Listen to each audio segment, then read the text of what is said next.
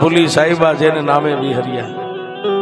મારી મેલડીને કરવું સાહેબ, એ ગરીબડી બેનના ઉદર કહેતા પેટની માલપા મારી મેલડીએ દીવો પ્રગટ કર્યો સાહેબ. ગરીબનો પોકાર સાંભળી એક દી, બે દી, ત્રણ દી આમ કરતા કરતા 5, 6 ને 7મો મહિનો બેહી ગયો સાહેબ. 7મો મહિનો બેહી ગયો એટલે ઓલી ગરીબડી બેને પોતાના ધણીને એટલું કીધું, સ્વામિનાથ, હા ઓલો દેવી પૂજક મારો ભાઈ છે ને, આજ 7-8 મહિનાના વાણા વાઈ ગયા, આ ગામમાં એને પગ નથી મેક્યો. એ શું કરતો હોય છે, એના છોકરા શું ખાતા હોય છે, ભૂખ્યા રહેતા હોય છે. કારણ કે સાહેબ દરરોજ ગામમાં દાંતણ નાખે ત્યારે રોટલા ભેગા થાય. પણ સ્વામિનાથ, 7મો મહિનો બેહી ગયો છે, શ્રીમંતનો દિવસ આવશે, એક જઈને ખાલી મારા ભાઈને હારા સમાચાર દી આવો ને.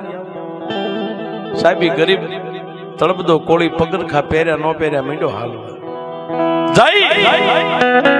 અને દેવી પૂજક ના 3 ખેતરવાજા દંગા બતા ને ત્યાં જઈ અને ઓલાના ખંભે હાથ મેકીને એટલું કીધું, કા ભાઈ આમ જોયું, ઊભો થઈ ગયો સાહેબ. કા બનેવી, પેલા એ વાત કરો, મારી બેન શું કરે છે? ભાઈ તમારી બેને મને મેકલો છે એટલે તું હારા રૂડા સમાચાર દેવાયો. કેવા સમાચાર? કે તમારી બેન ને શ્રીમંત નો દિવસ આવે છે. હા, શ્રીમંત નો દિવસ આવે છે એટલું કીધું ને સાહેબ. કાંઈ બોલ્યા વગર થોડી નોલી મેલડીનો કંડિયો તો પાછો ઉતાર્યો, કંડિયો ખોલી અને મેલડીને કહેવા માંડ્યો, સાંભળી મારા બાપની દેવી,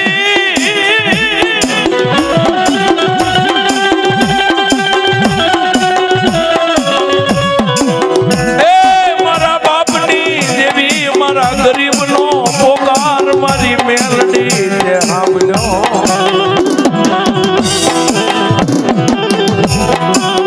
એ મારી મને આજ એવું લાગ્યું કે મારી દેવી કાને બેરી નથી બની ગઈ. મારી દેવીને આંખે જે અંધાપો નથી આવ્યો. મારા બાપની દેવી મારા ગરીબનો પોકાર તે સાંભળ્યો. મારી કદાચ મારા આ સામડાના પગરખા બનાવીને મારી દેવી તારા પગમાં પહેરાવું ને તો એ તારું ઋણ હું ચૂકવી નહીં શકું બાપ.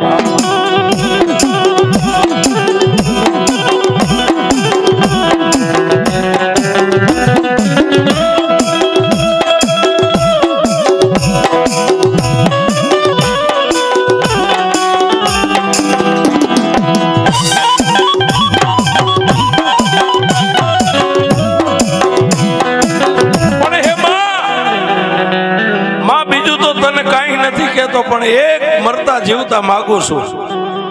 મારી બેનને હારા દિવસો છે, શ્રીમંત નું હમણાં મુહૂર્ત આવી જાય છે, પણ મારા બાપની દેવી દેને તો દીકરો દેજે હો. તારી પાસે પહેલી વાર માંગુ છું, ફરીવાર ક્યારેય નહીં માંગુ. તારી હારે વચને બંધાવશું, મારી કોઈ દી કાંઈ નહીં માંગુ.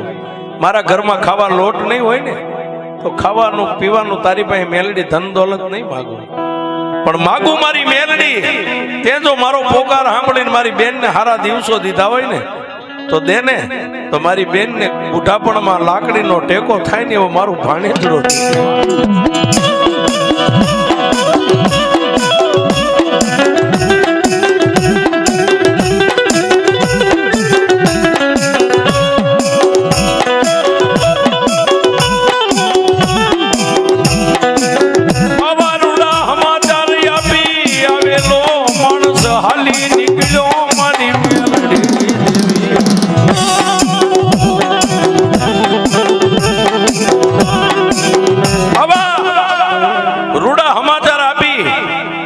અને આવેલો માણસ ત્યાંથી હાલી નીકળ્યો સાહેબ. પણ રાત પડીને સાહેબ સાજર સાપરાની પાસે તૂટલ ફાટલ ખાટલી નાખીને હું તો આભના તારોડિયા ગણે છે. એ દેવી, આટલા બધા તારોડિયાની માલિપા તો ક્યાં હશો એ તો મને નથી ખબર. પણ દેવી દુનિયાની માલિપા જો બોલી હોય ને મારો પોકાર સાંભળ્યો હોય ને તો ભીડ પડે. મારા બાપની દેવી ભાગેડું ન થતી હો. નકર માડી દુનિયાની માલિપા મારી બેનના મોઢાને તો હું જોઈશ કે નહીં જોઉં એ મને ખબર નથી, પણ હું જીભ કાઢીને મરી જઈશ. મારી દુનિયાનું મોઢું નહીં દેખાય. પણ સાહેબ મારી મેલડીને વાત રાખવી ને મેં હમણાં કીધું ને કે મેલડી કરે એવું કોઈ ન કરે ને રીઝન મેલડી આપે ને એવું દુનિયામાં કોઈ ન આપી શકે. બેનના ઘરે દેવના ચક્ર જેવા દીકરાનો સાહેબ જન્મ તો થઈ ગયો, પણ જેથી દીકરાનો જન્મ થયો તેથી દીકરાનો બાપ પાછો આવી અને ગરીબ દેવી પૂજકને આવીને કહી ગયો કે ભાઈ મારા ઘરે દીકરાનો જન્મ થયો છે, તમારો ભાણેજ આવ્યો છે. પણ આનંદમાં સાહેબ દેવીને બીજું તો શું કે, પણ આવેલ માણસને એટલું કીધું કે ભાઈ મારું ભાણેજડું હવા મહિનાનું થાય ને ત્યારે જાજુ નહીં, પણ એક પીળી પામરી ઓઢાડીને મારી દેવીનો આ કંડિયો છે ને કંડિયા સુધી એને લાવીને એકવાર એને પગે લગાડી જાય. બીજું તો હું કાંઈ કહેતો. દીકરો રાતે નો વધે એટલો દિવસે વધે, દિવસે નો વધે એટલો મહિનો રાતે વધવા. હવા મહિનો પૂરો થયો સાહેબ. ગરીબડી બેને પોતાના ધણીને એટલું કીધું સ્વામિનાથ આજુબાજુમાં કોઈ ખેડૂના ઘરે બળદગાડું પડ્યું હોય થોડીક વાર માગી આવો હે કે બળદગાડું થોડીક વાર માગી આવો. આ દીકરાને મારા ભાઈના ઘરે મેલડીએ પગે લગાડવા જવું છે. સાહેબ ખેડૂનો દીકરો બે ચાર મકાન મેકી અને કોઈ ખેડૂના ઘરે બળદગાડું પડ્યું તો બળદગાડું જોડી અને પોતાનો ધણી ગાડું હાંકે છે અને બાઈ ગરીબડી બેન ખોળાની માલિપા દીકરાને લઈ માથે પીળી પામરી ઓઢાડી અને બળદગાડાની માલિપા બેઠી છે. બે માણસ વાતો હારી મોડી કરતા જાય, પણ હાલતા હાલતા એક ખેતરમાં વટાવી અને પાણીનું નેરું આવ્યું છે. એ પાણીના નેરાની માલિપા બળદ થોડાક આમ ઉતાવળા હાલ્યા અને ખાડો આવ્યો ને બળદ ગાડું થોડુંક આમ નમ્યું છે. બાઈ પોતાના ધણિયારે વાતોમાં રહી, ખબર ન રહી કે ખોળાની માલિપાથી દીકરો નીકળી ગયો છે. ખોળાની માલિપાથી બાળક ધરતી માથે પડી ગયો ને બળદ ગાડાનું પૈડું હતું એ બાળકના પેટ ઉપર થઈ અને ફરી નીકળી ગયું છે. બાઈના મોઢાની માલિપાથી કાળી બાંગ ફાટી ગઈ. એ સ્વામિનાથ, હા બળદ ગાડું ઊભું રાખો, દીકરો પડી ગયો.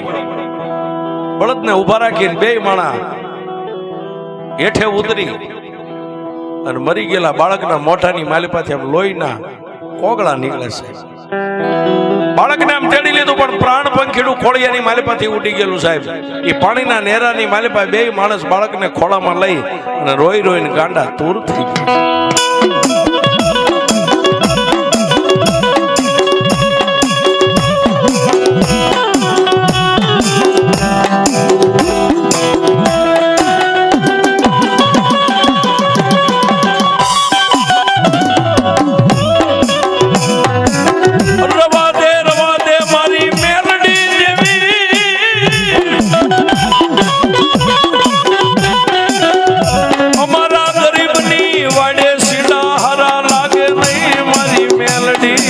તને હારા લાગે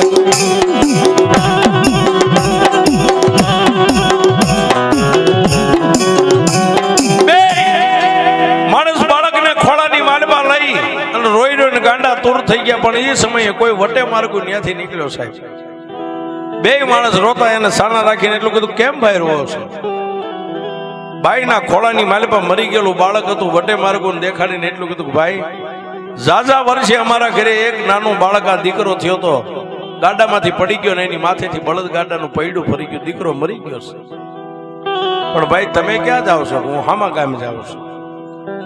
ભાઈ ગરીબડી બેન કહે છે કે વીરા મારો એક સંદેશો લેતા જઈશું. બોલને બેન કે અહીંથી બે ખેતર વાઘે જાઓ ને એટલે દેવી પૂજકના એક કુબા છે, નાના નાના ઝૂંપડા. કેડાના કાંઠે ગાંડો બાવળ છે ને બાવળના થડે એક ગરીબ દેવી પૂજક ઉભો ઉભો કેડાના કાંઠે અમારી રાહ જોઈને ઉભો છે ને એને ખાલી એટલું કહેજો કે તમારા ભાણેજડાને પગે લગાડવા તમારા બેન અહીં આવવાના હતા ને એ હવે આવશે નહીં, તમારું ભાણેજડું મરી ગયું છે. પણ ઓલા વટે માર્ગો એ પહેરેલા પગરખાઈ સાહેબ હાથમાં લઈ લીધા ને ગળગળતી દોઢ થઈ ગયો. ક્યાં જાય?